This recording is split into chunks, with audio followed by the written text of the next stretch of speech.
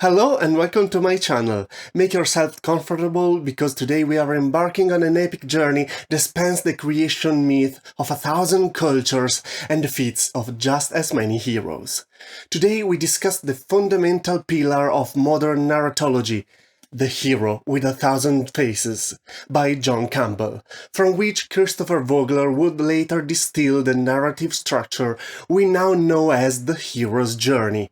But like every good story, this one has its own high and lows, because Campbell's intellectual effort to condense all myth into what he calls the monomyth ultimately flattens culture differences and variabilities, leaving us with a work of great significance across multiple fields that has nonetheless attracted considerable criticism over the years. Published in 1949, Joseph Campbell's The Hero with 1,000 Faces represents one of the most ambitious attempts in 20th century thought to retrace the multiplicity of human mythological narratives back into a unifying archetype structure.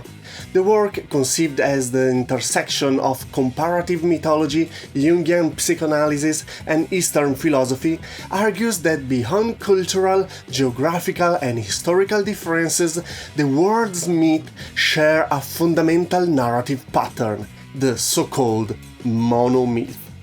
Campbell articulates the schema through three essential phases: separation, initiation, and return, which find echoes in traditions ranging from archaic myths to religion, from storytelling to epic poetry. The work influence has been vast and wide-ranging, from screenwriting and creative writing to clinical psychology and cultural anthropology. Yet the very breadth of this influence has risen several questions. To what extent it is legitimate or scientifically justifiable to seek a universal grammar of myth? Which cultures are marginalized or distorted in Campbell's synthesis? This analysis sets out to examine the work in its theoretical foundation, its narrative structure, its philosophical implication, and the controversies it has generated, with the aim of offering a balanced critical assessment of its intellectual legacy, at the best of my skills. Theoretical and philosophical framework.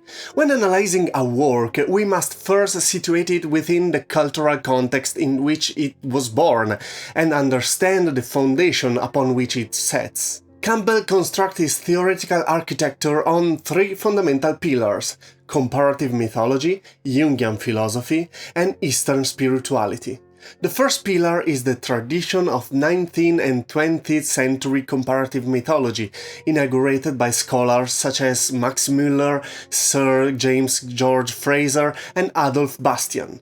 From Bastian, Campbell inherits the concept of elemental Gedanken. My pronunciation will probably be wrong. Elemental thoughts or elemental ideas.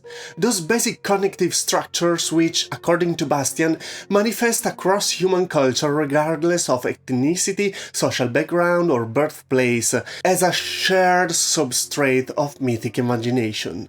Campbell takes up this insight and pushes it to its logical extreme, seeking not merely analogies between myths but a genuine structural identity. The second pillar is the analytical psychology of Carl Gustav Jung.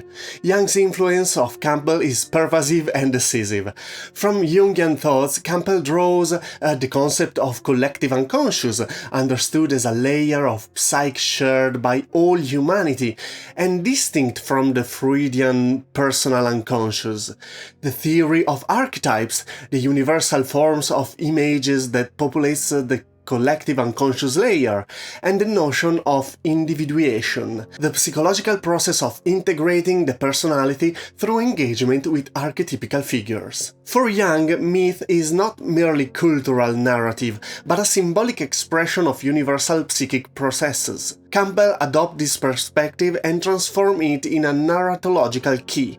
The hero's journey becomes the mythic projection of the psychological path toward integration of the self. The third pillar is more eclectic and philosophically bolder. Campbell draws on Eastern spiritual traditions, particularly the non-dualistic Vedanta, Mahayana Buddhism and Taoism, to articulate a philosophy of transcendence and the unity of opposites. This orientation brings him close to thinkers such as Henrik Zimmer, whose posthumous manuscript he edited, and Ananda Coomaraswamy, and gives the hero with 1,000 faces a spiritual dimension beyond the purely academic. Revisiting the Hindu relationship between Atman and Brahman, Campbell sees in myth an avenue of access to metaphorical truth about identity between the individual self, Atman, and the universal cosmic principle, Brahman. The term monomyth is borrowed from James Joyce Finnegan's Wake, a text Campbell studied deeply. The central philosophical thesis is that the structure of the hero's journey is not an arbitrary narrative convention, but a map of the universal human condition. Human beings everywhere and always must separate from the known, confront the unknown, and return transformed. This triad, separation, initiation, and return, mirrors the rites of passage described by Arnold van Gennep in his book Les Rites de Passage, The Rites of Passage, which Campbell cites explicitly, and projects onto all scales of our experience: biological, birth, maturity and death, psychological, ego, unconscious and integrated self, and social, individual, crisis, and renewed community. Campbell's philosophical claim is that this structure is not merely descriptive, but normative. The hero's myth teaches human beings how to live. The book presents itself not only as a comparative analysis, but as a guide to inner experience. Herein lies the seductive power and the primary source of the criticism it has received. Narratological analysis. Now that we have grasped Campbell's intent and the foundation of his analysis, we are ready to dive into the mythological synthesis he undertakes in The Hero with 1,000 Faces. Campbell articulates the hero's journey through 17 stages, distributed across 3 macro phases: separation, initiation, and return. The separation phase comprises the call to adventure, in which the hero is summoned toward an unknown world. The refusal of the call, reflecting an initial hesitation or fight. The supernatural aid, or the encounter with a mentor figure.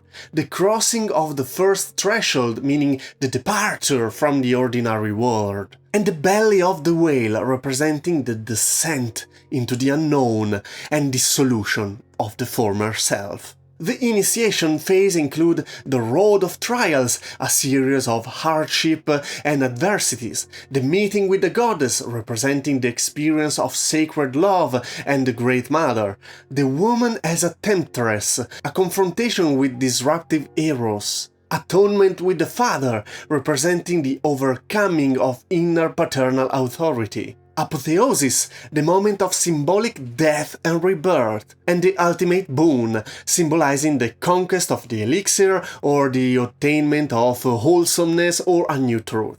The return comprises the refusal of the return, the magic flight, the rescue from without, the return with the elixir, the master of the two worlds, and the freedom to live. Not every myth represents all 17 stages, nor necessarily in the same order. Campbell is explicit in noting that the schema is modular, and that individual narrative realizes only partial variation of it.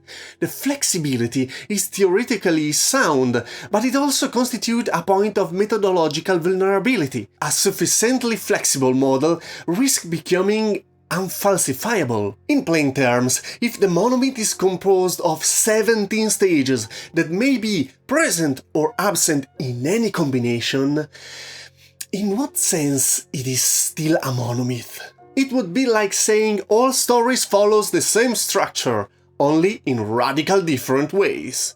In that case, can we still speak of a single structure, a monomyth, or are we dealing merely with similar elements that can be assembled at will into entirely different structures? In Campbell's framework, each stage of the journey is governed by a specific archetypal figure. The mentor, Young's wise old man, guides the hero at the threshold.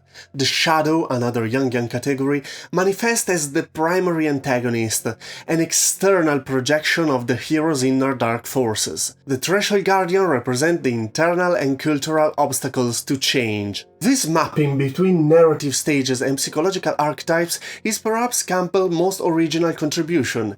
He does not merely catalogue narrative structures, but interprets them as externalized psychic dynamics. The monster the hero must slay is not simply a narrative antagonist, but the mythic representation of a psychic content. Fear, the father complex, unintegrated libido, that must be worked through to allow for growth. Inner obstacles are represented as external threat the hero must overcome to grow psychologically. The influence of Campbellian model in contemporary narrative theory has been extraordinary, though sometimes mediated by someone else. The most well-known case is that of Christopher Vogler, who in 1985 wrote an internal memo for Disney executives titled A Practical Guide to the Hero's Journey, later expanded in the book The Writer's Journey you can see behind me, published in 1992. Vogler condensed Campbell's 17 stages into 12, producing a pragmatic screenwriting manual that became an essential reading for generations of Hollywood screenwriters. But going back to Campbell, George Lucas explicitly acknowledged his debt to Campbell in constructing Star Wars in 1977. The saga of Luke Skywalker is, from a structural standpoint, an almost textbook application of the monomyth schema. So much that some critics have criticized it for inserting elements that feel out of place in a science fiction setting, such as Anakin's Immaculate Conception, element that jar in a sci-fi world, but is fundamental to the genesis of many mythological heroes. This transition from academia to the cultural industry has had ambivalent consequences. On one hand, it has demonstrated the heuristic power of the model. On the other, it has contributed to the narrative standardization whose effect we feel today, the so-called plot formula that renders many mainstream products predictable. Campbell's theory has become, paradoxically, both a tool of critical analysis and an industrial recipe. Main themes. As noted, The Hero with a Thousand Faces aims to construct a simple overarching superstructure encompassing the totality of human myths. Building on its foundation, we can explore in greater details three themes that Campbell develops from this basis. At the center of Campbell's thought lies a conception of myth as an existential pedagogy. The hero is not simply a successful narrative character. He's the figure who's embodied the transformative potential of the human being. The heroic journey is in its essence a path toward the recognition of one's own psychic totality, including its dark and unconscious dimensions. Campbell emphasizes that the hero must necessarily pass through a phase of symbolic death, the dark night of the soul, the belly of the whale, the descent into the unknown, before being reborn, transformed. This thanatic regenerative schema cuts across innumerable traditions, the death and resurrection of Osiris, Dionysius, and Christ, Inanna's descent into the underworld in Sumerian mythology. In all these cases, death is not the end, but a threshold, the necessary condition for a deeper knowledge and identity. Campbell views myth not only as a mirror of the individual psyche, but as a fundamental social function. Myth transmits to communities the values, behavioral models, and structure of meaning that hold collective existence together.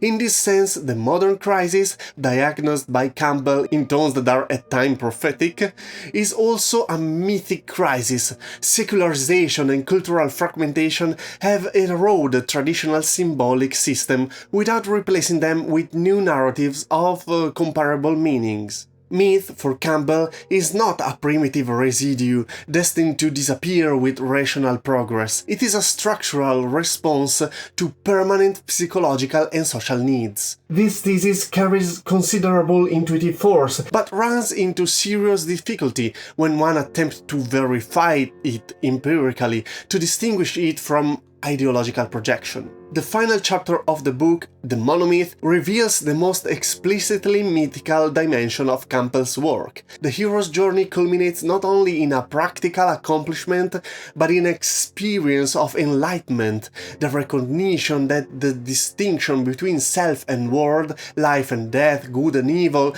is a construction of the ego that deeper consciousness can transcend. This theme of coincidence of opposites in enlightened consciousness is common to many traditions. For example, Taoism yin-yang as a principle of the complementary of opposites. Campbell interprets this transcendent theme as the core of the universal mythic message.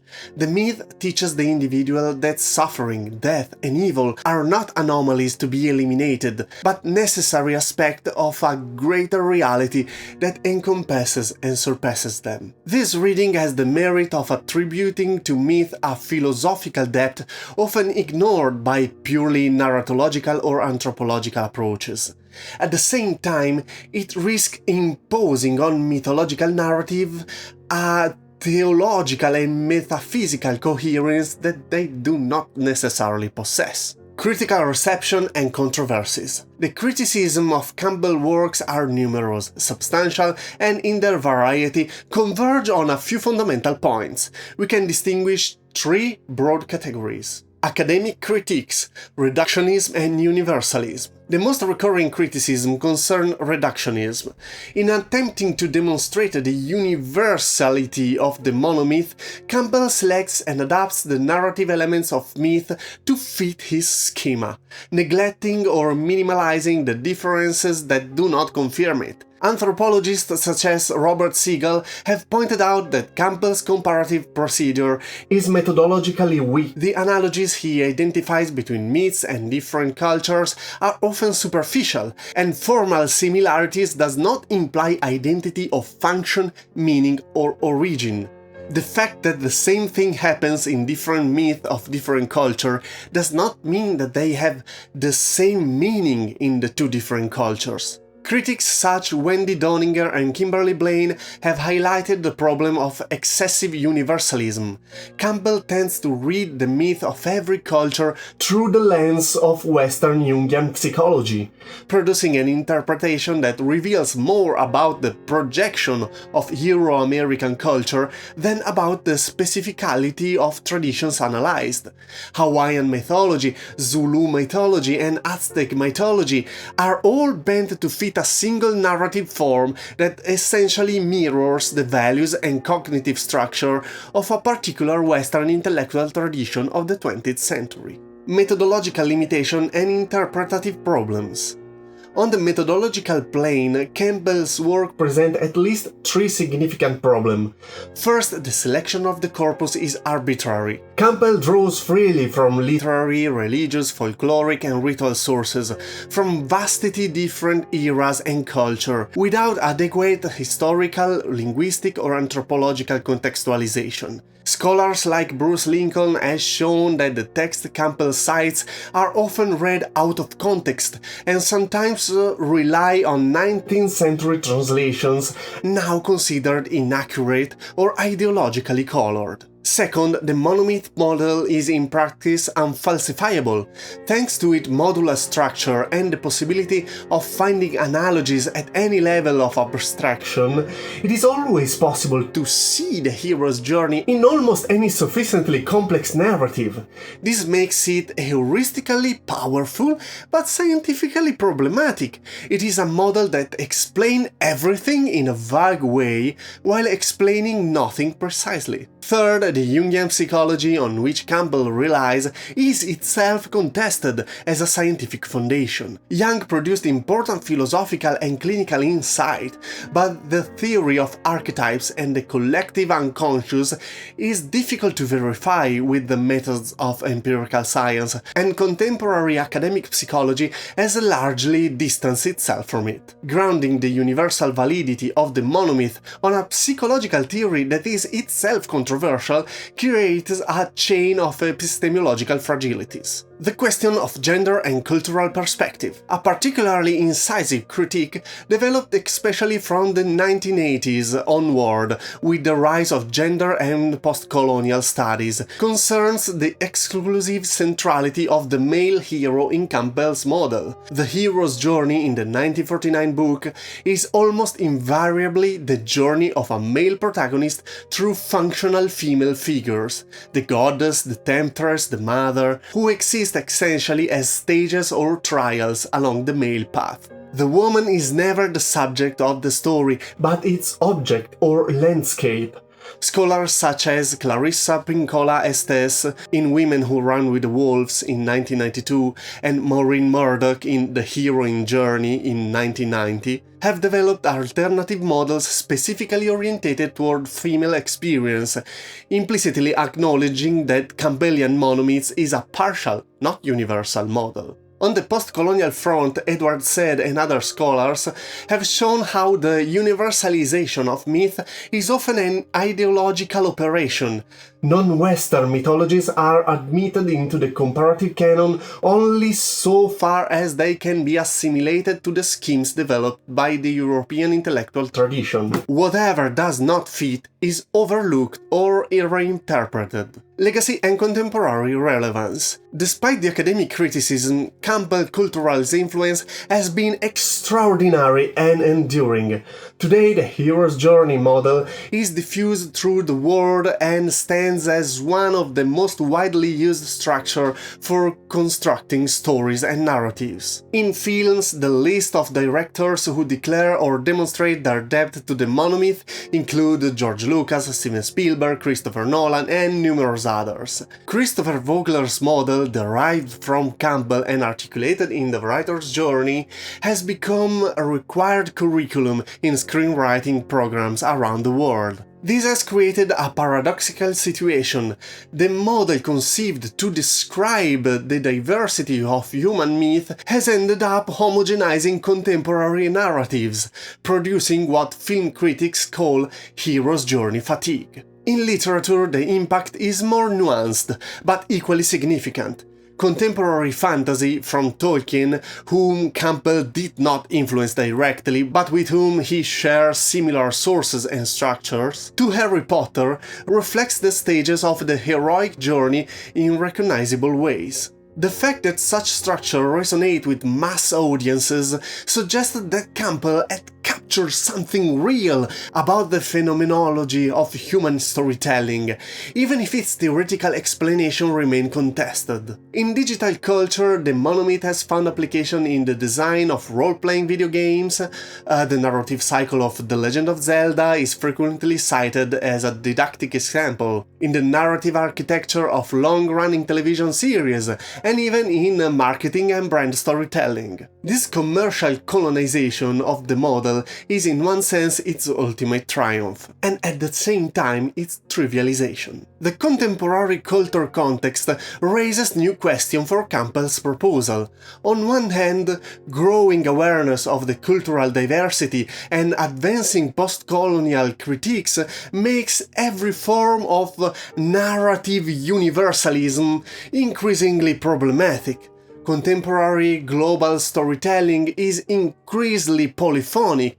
The cinematic tradition of Bollywood, African cinema, the Middle Eastern art film produce narrative structure that do not easily conform to the Campbellian schema. The prominence of narrative figuring complex female heroes, LGBTQ+ protagonists as subject rather than object of the story challenges the model in structural ways. On the other hand, the persistent emotional resonance of the heroic journey in global successful narratives cannot be ignored. The Marvel Cinematic Universe cycle, James Cameron's Avatar, Frank Herbert's Dune saga, all these works, however differently orientated, continues to draw on the fundamental structure of the transformative journey. This suggests that the problem is not the model itself, but the excessive theoretical claim Campbell derives from it. So, is the monomyth still a valid tool?